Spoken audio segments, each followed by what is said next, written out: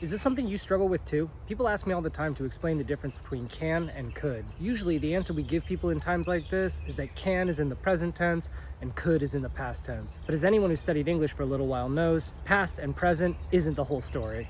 Consider the example, I can swim now, and I could swim when I was 5. The fact is, native speakers use could all the time to talk about things that are happening in the present tense, or might happen in the future. Think about this example. I could visit Spain this summer.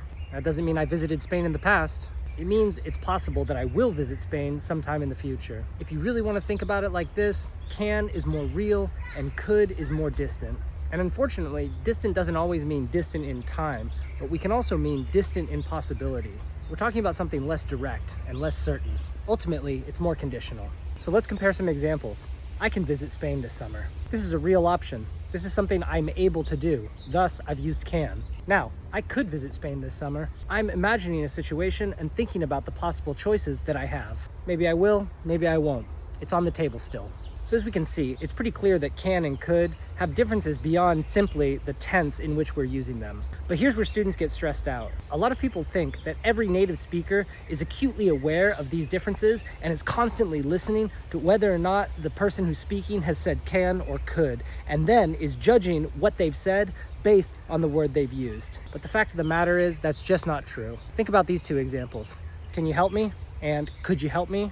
Both are completely fine. The second one might sound a little bit softer, maybe a bit more polite, and a little more indirect. But absolutely no one on the planet Earth who speaks English is stopping the conversation and thinking, my goodness, what a great hypothetical use of the distant modal verb could. We almost never even hear it differently. So certainly you shouldn't be stressing out about making this choice every single time you're faced with it. But sometimes the difference really does matter. So let's talk about that.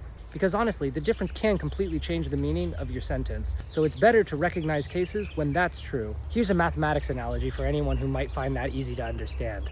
Every square is a rectangle, but not every rectangle is a square. In a similar way, can almost always work where can is appropriate, but cannot always work where could is appropriate. Think about this case. If I had more money, I could visit Spain. That sounds completely normal. But if you say, if I had more money, I can visit Spain, that sounds a little weird because can is about ability and could is about possibility. If I had more money is the unreal scenario that we're describing in our conditional clause. Ultimately, the simple version is this. Use can when something feels real, available, or direct, and use could when something feels softer, less direct, or more about the possibility. But most importantly, the key is not to panic. Choosing can or could incorrectly will never destroy your sentence. People will always understand what you mean, even if you make the incorrect decision. But if you are focused on making your English sound more natural and ultimately correct, just remember to ask yourself this one question. Is this a real option, or am I creating distance from a hypothetical situation? If it's real, can. If it's distant, could. That's it. That's the difference between can and could. Sub for more tips like this.